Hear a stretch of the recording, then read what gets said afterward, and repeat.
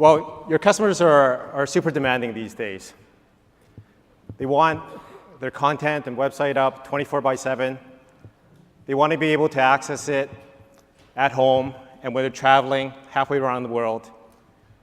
And most of all, they expect their content with features to be available right away. So how do you build your applications in a way that they're resilient? Because you know something will go wrong. How do you build it that in a scalable manner? So start from 1, go to 1,000, go to 1,000,000, maybe 1,000,000,000 customers. And more importantly, how do you make it manageable so that you can actually make changes without taking down the whole website or your application? My name is Robert Chow. I'm a product manager with messaging group with AWS. And I'm happy today to have with me Stephen Godwin from the BBC to share with us his journey through microservices.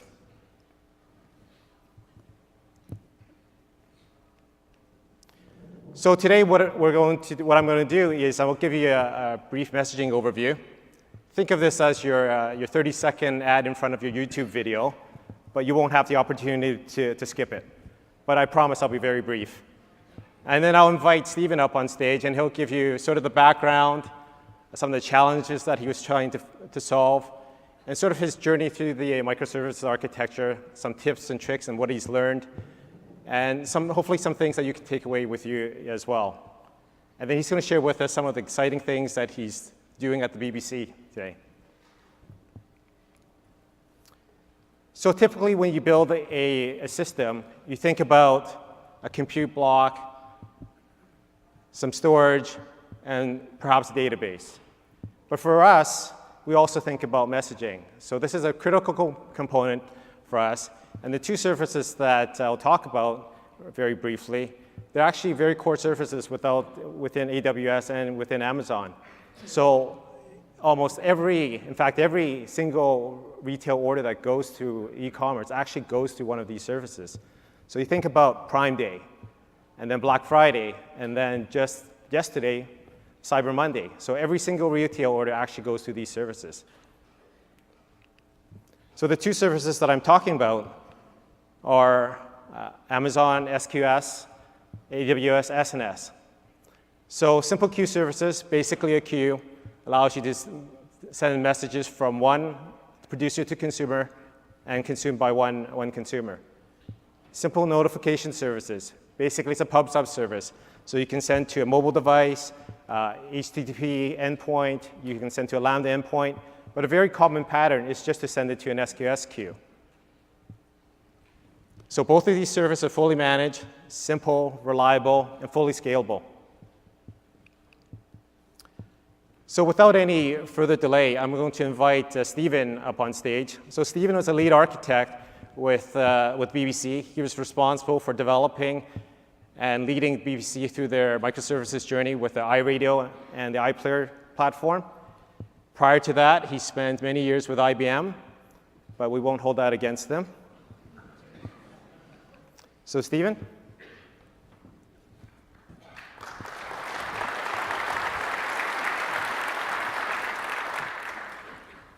Thank you, Robert. Good morning, everyone. The BBC is the oldest broadcaster, is the biggest broadcaster in the world. And since its creation over 90 years ago, technical innovation has been at the heart of what the BBC does. In 1936, the BBC launched the world's first regular broadcast television service. It's technically in high definition, although high definition meant something slightly different in 1936 to what it means today. The BBC launched its first regular online video service in 1997 as part of the BBC News website. And in 2005, the same year YouTube launched, the BBC launched a trial of a service called BBC iPlayer.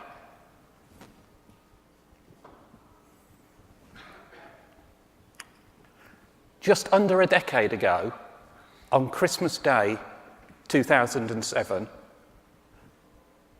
iPlayer left beta and went into full production. Today, BBC iPlayer provides the BBC's television and radio services online. Both live content, what's being broadcast now, and catch-up content from the past 30 days. It's regularly used by over 30% of the adults in the UK. It supports thousands of different devices: mobile phones, tablets, smart TVs, set-top boxes, games consoles, and your PCs and your Macs. Each and every week, 10,000 hours of new media are published on the BBC iPlayer. Every 15 minutes, at least one new programme becomes available online.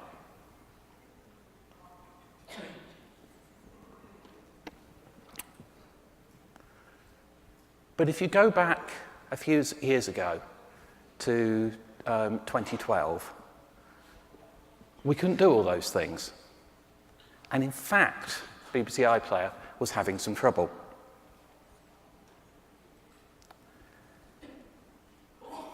In that time, we were running on physical systems that were in our own data centres, and they'd been commissioned 3 or 4 years earlier.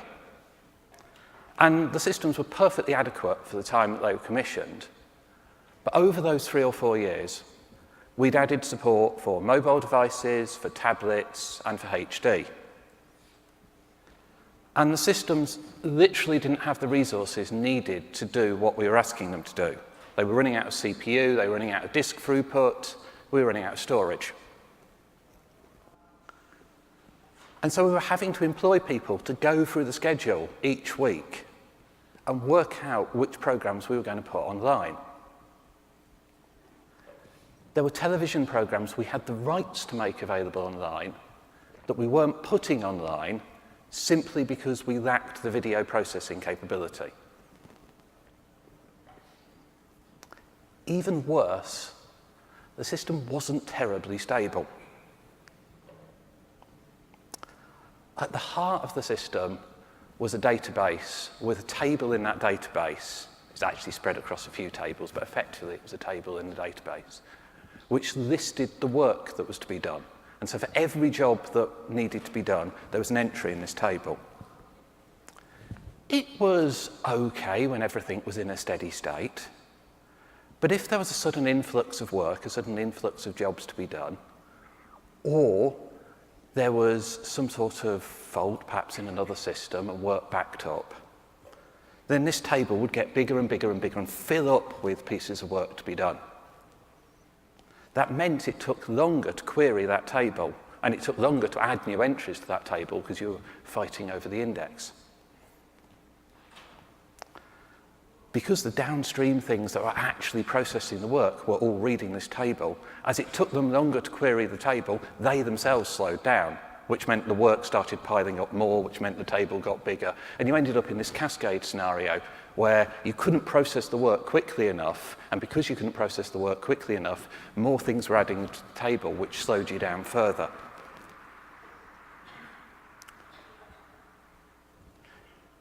To get us back out of this situation, we would regularly actually have to effectively dump the contents of this table to a text file and then feed the stuff back in slowly so we didn't put too many entries in at a time and upset the system. As you can imagine, this wasn't ideal. This is effectively an anti-pattern of using a database as a queue. So we decided we were going to rewrite the system, and we decided we were going to also move it up to the cloud. The elastic nature of the cloud was really attractive to us because of how we'd run out of resources previously. The elastic nature of the cloud meant I could add extra CPU, I could add extra storage, and I didn't have to worry about buying a new rack. It was a sort of linear pricing model. I could add extra storage as and when, and CPU as and when I needed it.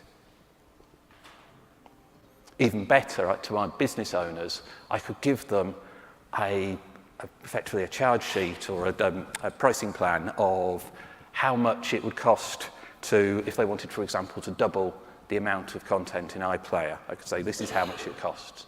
And those prices were pretty much linear. I could say, or even better than linear, I could say, this is how much it'll cost. It's very predictable.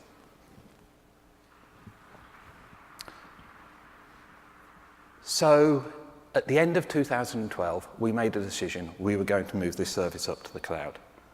And this graph gives you a really good idea of the sorts of problems that we were facing that made it very attractive, that move to the cloud. So this is a graph of days of the week against number of requests to process video, number of requests to put new video into iPlayer. And you can see there are 5 very big peaks and a 6th smaller peak. And these relate to the regional news programs that we broadcast.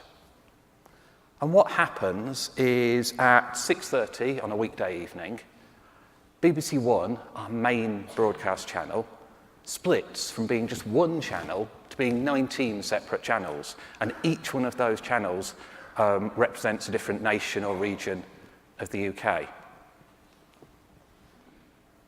So I get 19 live half-hour programs all coming in at the same time. The old system, the hardware-based system, really struggled with this because it just didn't have the capacity to cope. And so what would happen? It would take something like 16, 17 hours sometimes to process those 19 videos, particularly because there also tended to be live programs later in the evening that got mixed up into this. In the cloud, I can just allocate extra EC2 instances, extra resources to process that content. And it's a very predictable, we know it's going to happen at 6:30 on a weekday evening. So it's a very predictable pattern, and we can just allocate the extra resources for the time we need it and then destroy them afterwards.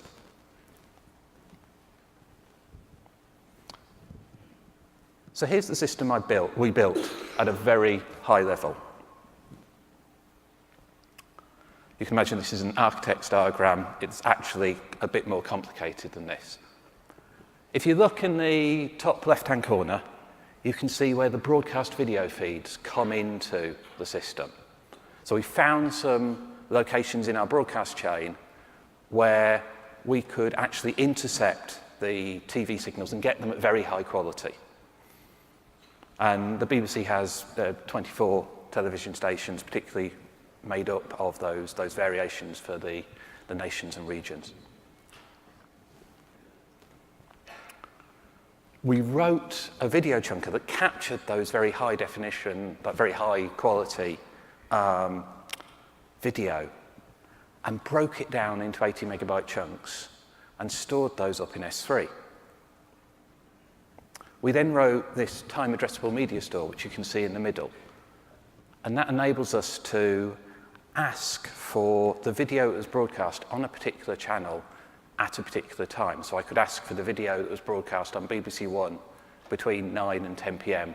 yesterday evening.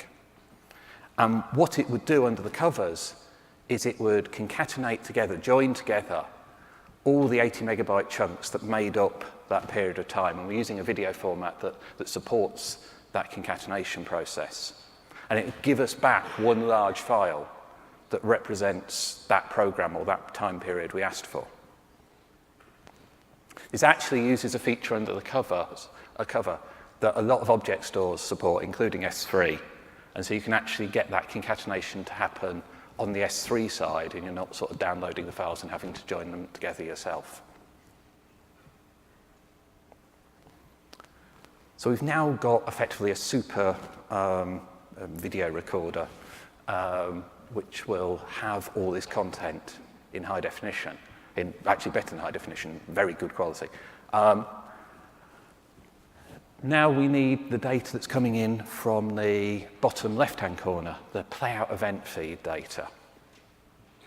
That's data coming from our playout systems. The playout systems control what's being broadcast on our TV channels. So they control what's going out on BBC One, BBC Two, etc. They're almost, you can think of them as the systems where somebody goes in and sort of presses play to start an episode of Doctor Who playing on broadcast. And from those systems, we can get frame accurate timing data about the start and end times of every program. So combining that data with the time addressable media store, we can get a source file for every program that we broadcast, a high resolution source video. We passed that into our transcode service, and we wrote a sort of generic transcode service layer that could sit in front of several different transcode backends. And so what the transcode service does is it takes that very high resolution file and it converts it into formats needed by all the different devices we support. So you can imagine something like an iPhone doesn't want the video at such a high resolution as something like a smart TV. Originally, we used FFmpeg in our sort of proof of concepts, but to support all the different devices we needed to, we ended up using Elemental's platform as a service offering, and Elemental is now actually an Amazon product. Having converted that video into the right formats, we then store that in S3, and the final hop in the journey is this media distribution service, which receives requests from the audience and routes them to the video, and it also is responsible for getting that video out to the CDNs and the various other endpoints we use to distribute the video to our audience.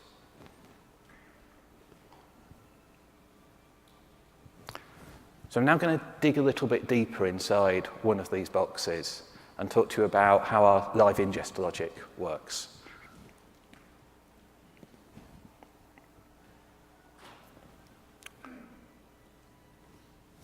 So the live ingest logic takes that data I was talking about from the playout systems, that frame-accurate timing data, and converts it from the rather old format it comes out of the playout systems into JSON data we can usefully use in the rest of our applications. And that's what this broadcast event notifier system does. And then it posts that data as events onto SNS topics. And in fact, it posts it onto two SNS topics, one for the start event, saying a program has started, and one for an end event. And Robert, I think. Yeah, in fact, just last week we announced a new feature for the message filter for SNS, and that is message filtering.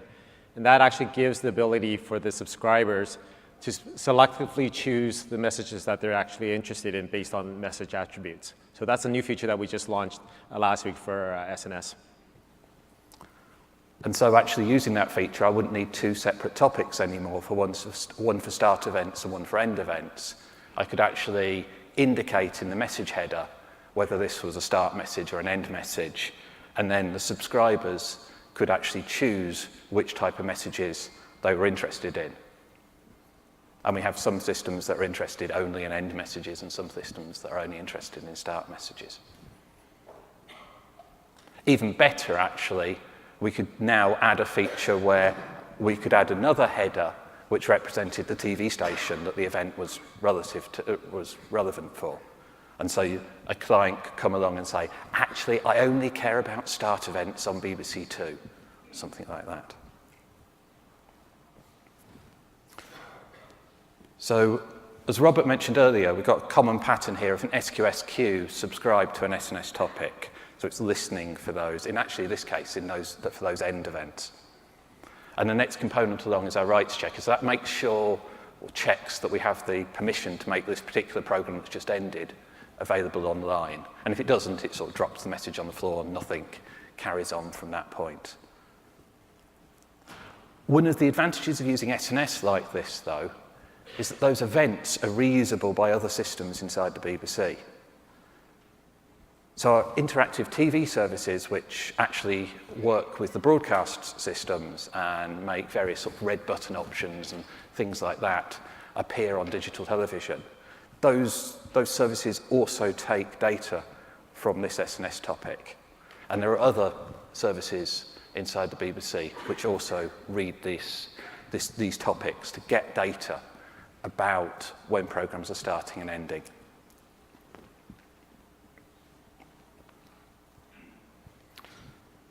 So we've come through here. We've got as far as the rights checker. Hopefully we've got permission to put this program up online. And then the rights checker writes a message out to another queue, which is then read by the time addressable media store and passes on to the transcode service, which, so we create the high-res file from the time addressable media store, pass a request with that onto the transcode service, and eventually it works its way through the chain to the media distribution service. This is actually quite a high-level diagram. In reality, the system's actually made up, at this stage, of about 30 separate microservices, and it's daisy chaining like this. It's passing messages from one service to another in sort of asynchronous microservice style throughout the workflow. So I'm now going to talk a little bit about some of the patterns we use for actually writing those individual microservices. So this is literally typically what one of our services would look like. It's got an input queue, it takes a message from an input queue, it writes a message to an output queue. And it does some processing that's been in the middle, that's indicated by the message what it should do.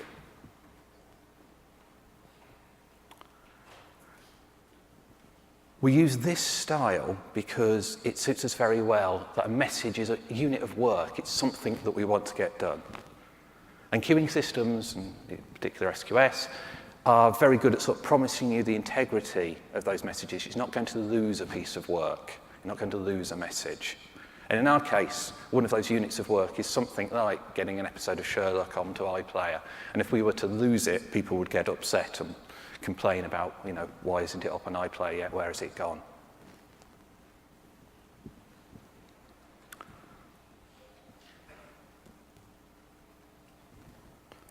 And running on each service is actually, it's a Java application. We use the Camel framework, and in fact, we've extended the SQS support inside Camel and fed that back into the open source project.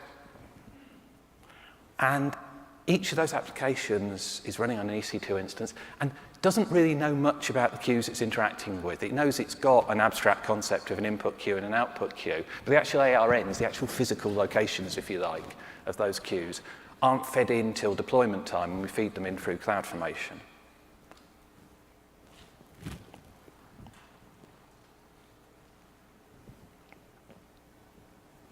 So what happens if lots of work backs up on one of these queues? What happens if we suddenly get a rush of people trying to put content up onto iPlayer? So you get all these messages queue up. Now, we don't actually normally run just one copy of the service, one instance of the service. We'll normally run at least 3 instances in an auto-scaling group, and each one of those instances is in a different availability zone. But it's actually very easy with the auto-scaling group for us to increase the number of instances that we're running. And here we're using something, the competing consumer pattern. So one of the nice properties of queues is when one of these instances gets a message from the queue, it effectively hides it from any of the other instances that are working on that same queue. This means they don't tread on each other's toes. They don't both try to do or all try to do the same piece of work at the same time. And the nice effect this has for scaling is that I can go from these 3 instances to perhaps 30 instances and be pretty confident that I'll get a 10 times increase in the speed that messages are taken away from the queue, because the instances are pretty much acting independently of each other and aren't going to tread on each other's toes and get in each other's way. In some cases, we actually connect the metrics from the queue depth, to the auto-scaling group, so that if the queue depth breaches a particular threshold, then we start automatically spinning up extra instances to cope with that extra workload.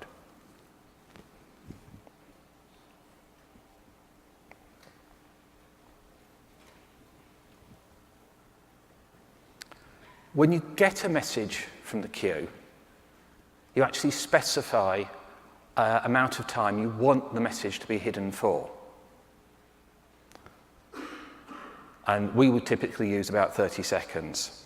And you can extend that. You can say, it's taking me a bit longer to process this message. I want to extend the period the message is hidden for. Give me another 30 seconds, give me another minute, something like that.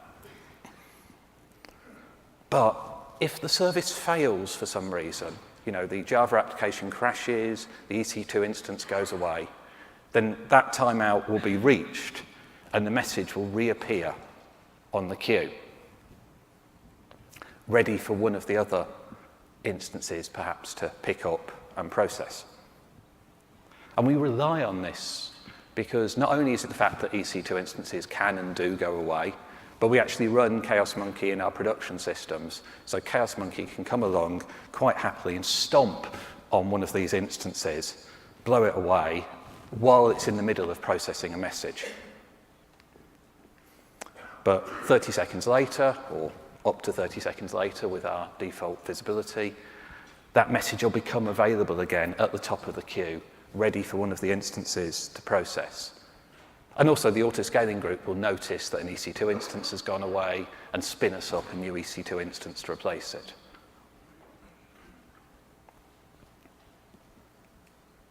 So here's an example of the good path. This is what should happen if everything's going well. This instance takes the message off the queue. We process the message within the timeout period, the period we keep the message hidden for, and we place a message on the output queue. Only at this point do we then delete the original message from the input queue. So this does run the risk of us possibly duplicating the message, possibly putting two messages on the output queue, but it means that at no point is the message, at every point the message is on at least one queue. There's no point at which we're in danger of, if the app crashed at that exact moment, we'd lose some data. So we always have this pattern of writing the output message first and then deleting the input message. And you have to generally design your apps for, SQS can duplicate messages on you. I'll talk a little bit about that later. So you generally do design your apps to be idempotent anyway and be able to cope with duplicate messages. So the risk of us putting two output messages, the same message twice on the output queue is actually not too bad for us.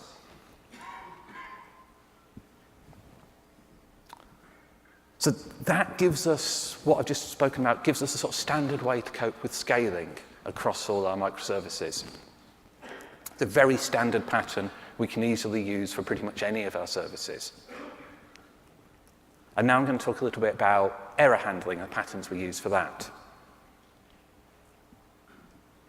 So earlier I mentioned how there is this visibility timeout, you can hide messages, and if the application crashes or the EC2 instance goes away, eventually the message will become visible again. But actually using a feature of Camel, we take that a step further.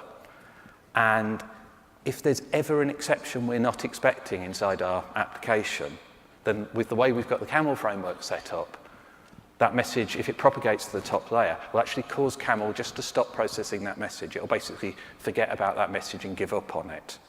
And that means, again, we'll hit the visibility timeout, the message will reappear on the queue, and another instance will have a go at processing it.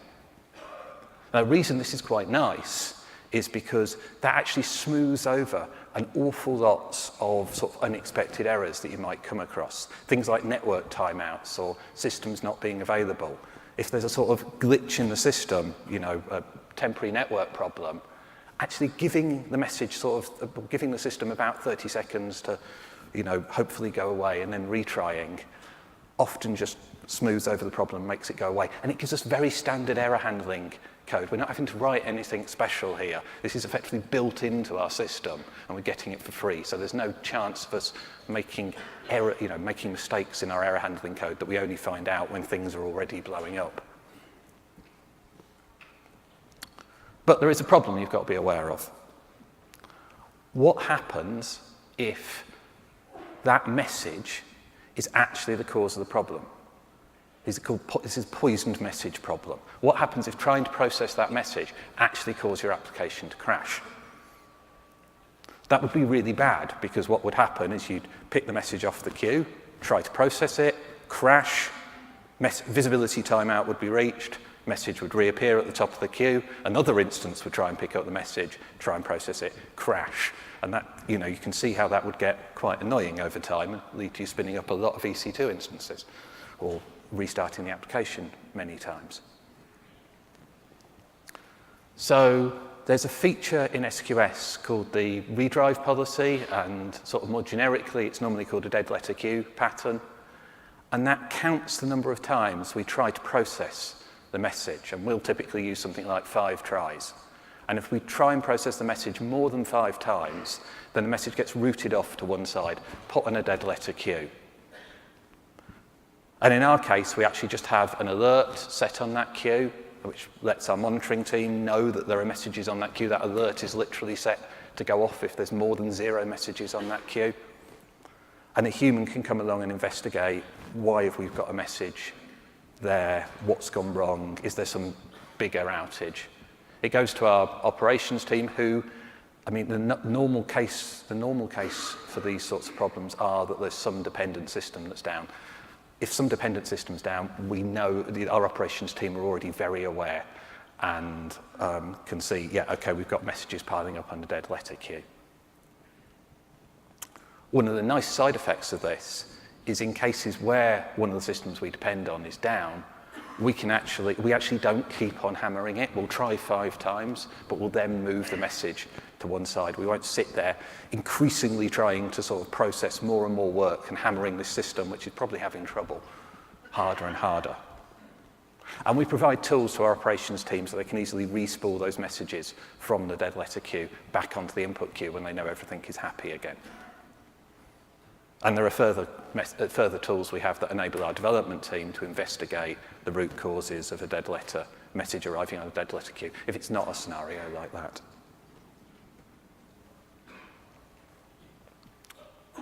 So I've talked a little bit about some of our generic patterns for writing these message-driven microservices.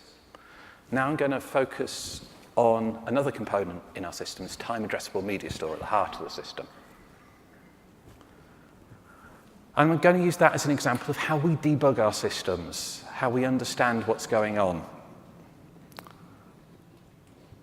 We've got, in the original 2013 version of this architecture, it was made up of about 30 microservices. Since then, we've added support for radio, we've added support for live television, many other features to the system, downloads and things like that. And so it's up to over 100 microservices now. Each one of those is typically running at least 3 instances. You can imagine how much trouble it would be if you were going through the system and trying to work out what had gone wrong and having to go through the individual log files on all those, well, more than 300 machines. So from the very start, we built the system so that we could easily debug a piece of work. Each message, as it enters the system, so for example, when we get that end event giving us the accurate times for a program, each message that is at the start of the system gets given a unique identifier. We call it correlation ID. And that correlation ID gets copied from message to message as the piece of work progresses through the system. Then as each of our services are actually doing work, points that are important to the business, they'll generate events. And they actually generate these as SNS events. So in the example of the time addressable media store, if it can find all the chunks, it will generate that as an event. If it's actually successfully created the new high-resolution source file, it'll generate that as an event. It isn't at the same level as logging. It's much more sort of business-focused. It's I've made a decision or I've succeeded in doing something. But there's still several key points for each service will generate these events. We generate them to SNS, to an SNS topic, and then we've actually got a bridge that takes those events and puts them into our log analysis systems, or use Splunk in our case.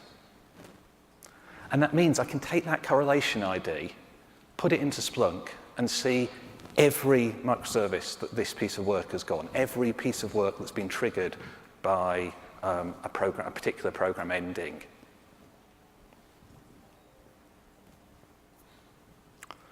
can imagine this makes it much, much easier for us to see what's going on. We can do all sorts of graphs and things of, how many messages how many programs we've processed in the last hour and things like that, and look at all the different events and all the different systems very easily.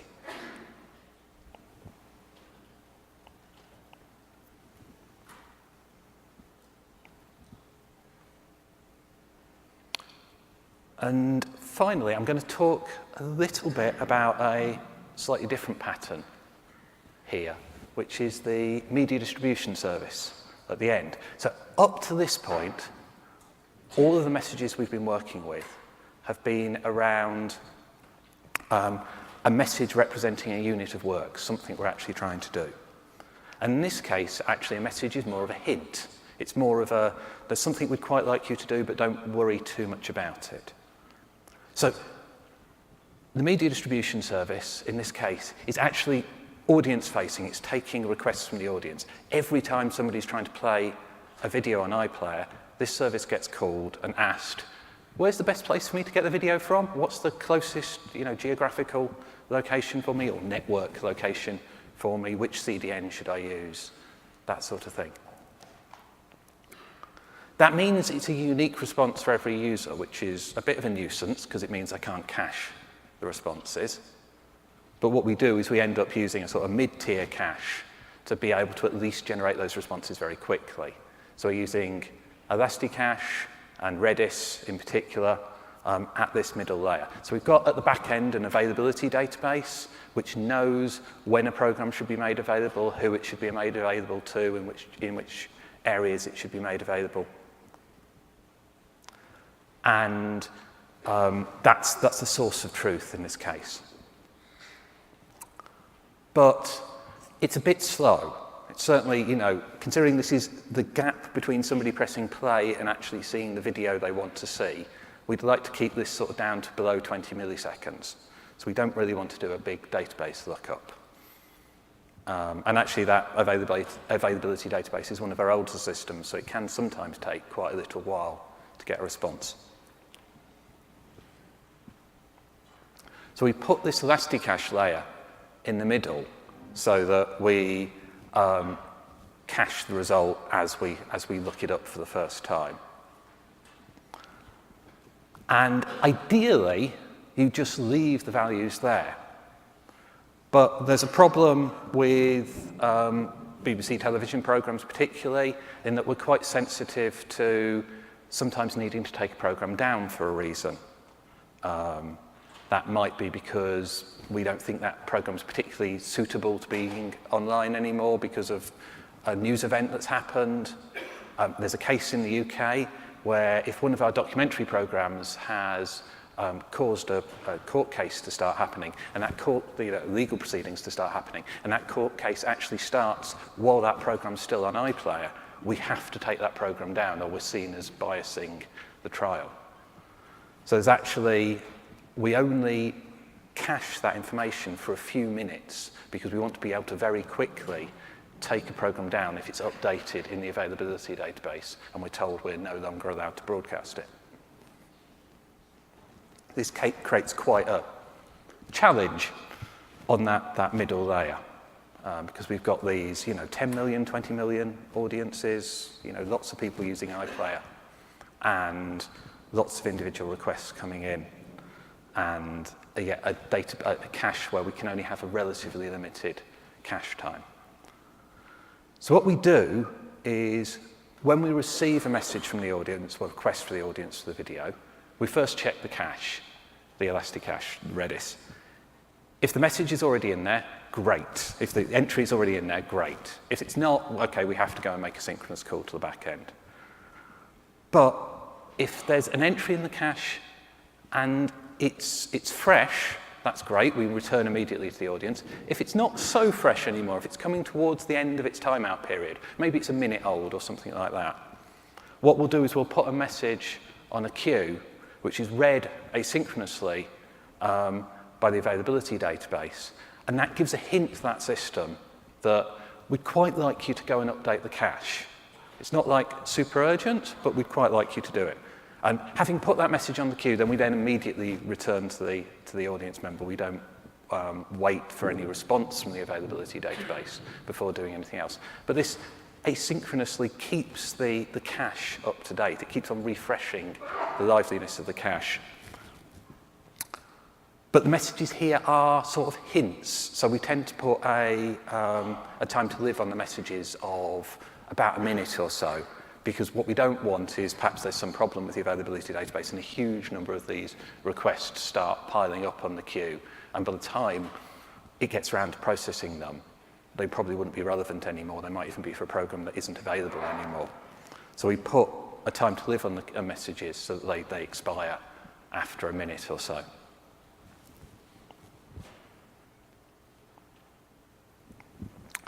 So just want to summarize what we've managed to achieve by taking this approach. We've got much happier audiences. You know, previously at the start of the talk, I was mentioning we were having to employ people to go through the schedules and work out which programs to put online. We don't have to do that anymore. If we've got the rights to put the program online, we're going to put the program online. That's led to a 100% increase in the amount of content that's available on iPlayer immediately when we rolled out this system, and a 700% increase in the amount of HD content we were making available. And that's only increased over time. At the same time as moving to the cloud and moving to this asynchronous microservices architecture, we also moved to continuous delivery as our development mechanism. And that's worked really well in combination with this microservices architecture, because we're now, when we're releasing a new piece of software, we're just replacing one of these small microservices. We have a very good idea of what the impact is going to be, and we can see what the blast radius effectively will be. And we've got tooling in place now that enables us to deploy a change in 15 minutes. We're typically making about 30 deployments, about 32 I think it is at the moment, deployments to live each week. And this is a development team of about 30 people, so it's about, it's averaging out about one deployment to live per developer per week.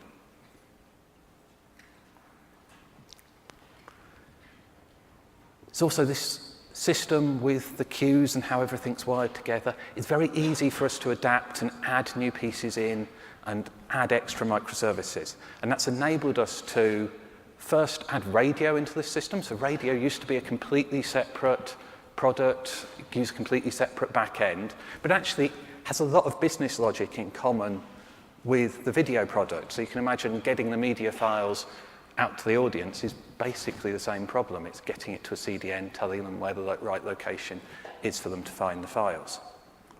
And there's a lot of actually the business logic before that point that is also shared. So using this approach, this asynchronous microservices approach, it's very easy to merge that extra functionality in and put bridging points in, put decision points in where the systems did have to be different. More recently, we've added live into this system, and that's actually been very useful. So that's, simulcast, what we call simulcast, what's being broadcast now.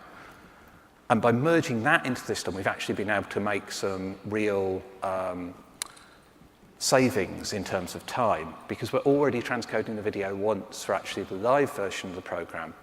We can now actually reuse that video as the catch-up version. That means I can make a program, perhaps something like a tennis match, which might be 3 or 4 hours long.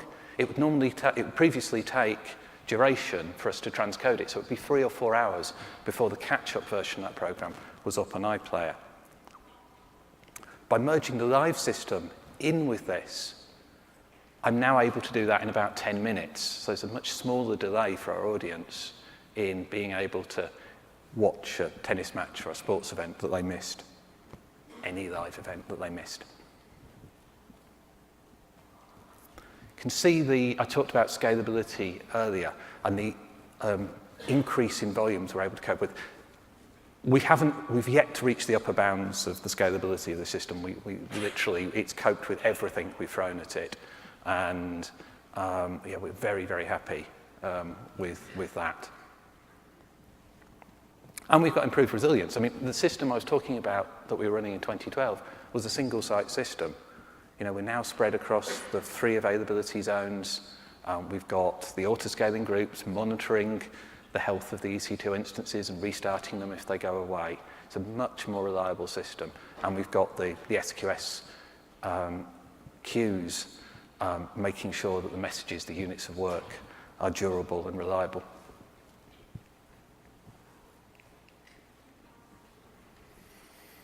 So what are the sort of lessons we learnt doing this piece of work? Well, so I mentioned earlier that it is possible for either during your own application design or actually SQS can do it to you anyway under certain error conditions. Messages can get duplicated. So you might want to consider designing for idempotency. But I think Robert has something to say on that. Yeah, so actually with SQS, the queuing service, we actually have 2 queue types. There's the standard queue, and we also have FIFO queues. And with the FIFO queues, that provides once-only delivery.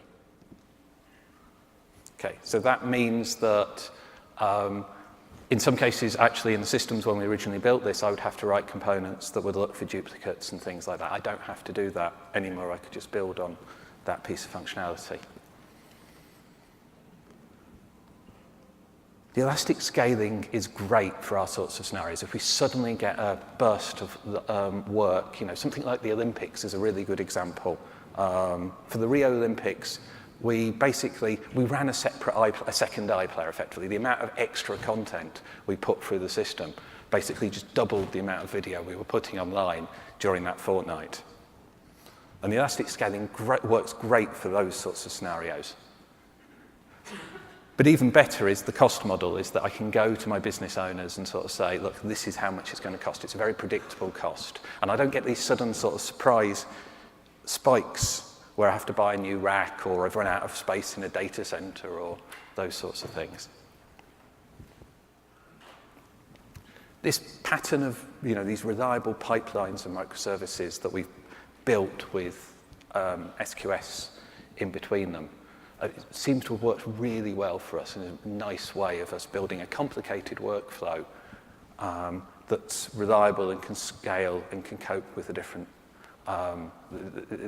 different types of work that come in at different times of day and depending on patterns of use. And yeah, the final thing I guess I would mention is think about how, if you're going to build a system like this, think about how you're going to debug it. We're very, very grateful we sort of built those patterns in from the start, which had the sort of correlation IDs and the event logging, so that we could very easily see what was going on in the system and weren't chasing through log files on a gazillion different machines trying to work out what was going on.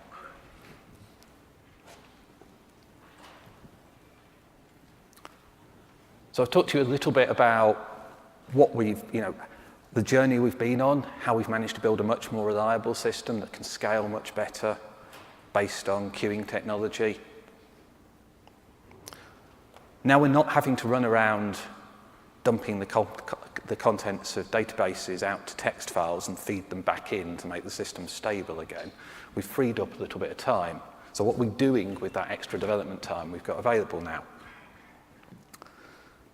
So you can see that iPlayer forms sort of, if you like, the IP distribution part of the BBC. It's the way we can get video and audio out to the audience over the internet. We're now actually coming to a stage where we're seeing cameras and audio devices, microphones and things like that, themselves start to become IP devices. So you're actually getting IP streams out of some of these devices. And it increasingly looks like the way the industry is moving. So wouldn't it be nice to be able to sort of join those two systems together, not having to go back into the old non-IP world while we're getting content out to the audience, particularly things like live content. And so our R&D department have been working on what they call IP Studio and working with many of the standards bodies in the industry to develop these standards around what it would look like to get IP out of a camera, be able to store that sort of raw video coming out of the camera, perhaps in something like S3 or some centralized store, and then build tooling on top of that, which enables you to put a production gallery in the cloud, where the director is actually choosing which camera we're broadcasting from, but using these sort of cloud-based technologies and being able to store all that raw video in something like S3. That means, for example, if it's take a music concert or something like that, we can have video coming in from 10 different cameras, all being stored in its raw form, perhaps a production gallery in the cloud, perhaps that production gallery can be remote because of that. And we can make that program available online. But with something like a music concert, we actually typically then want to edit the event afterwards to make a cleaner version available for people to watch on catch-up. This can be just editing bits out that aren't perhaps particularly interesting to the audience as bands change and things like that. Or it might be because we don't trust the artist not to swear on stage and we don't want that in the catch-up content. Using these sorts of technologies, it's now possible, or it hopefully will be possible, to actually have the editor load in the decisions from the production gallery, look at what decisions were made when the program first was broadcast, and then go, well, actually, I've got the raw feed from all the video cameras. Perhaps I want to switch to that camera 10 seconds earlier than they actually did in the live broadcast. And so very easily make a much better quality copy for us to put available as catch-up. And previously to do this, you'd have to get hold of all the raw video, export that from those systems, make your edits, and then from your editing system, export that video again back into things like iPlayer. And that could be a sort of 3 or 4 hour turnaround time. With these sorts of technologies, we're hoping we can actually sort of do that in 15 minutes, half an hour, and make a big difference to the audience in how quickly they get hold of these events. With that, I think I'd like to finish and hand you back to Robert. Thank you.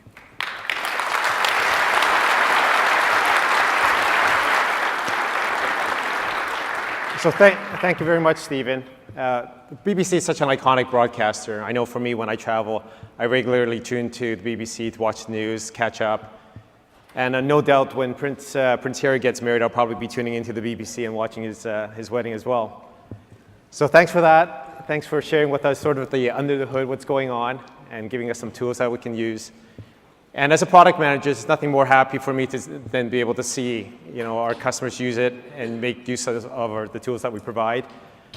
And I also want to thank the audience for taking this time to join us today. If you want further information on what the BBC is doing, what we're doing on SQS and SNS, please feel free to visit our website. Thank you very much.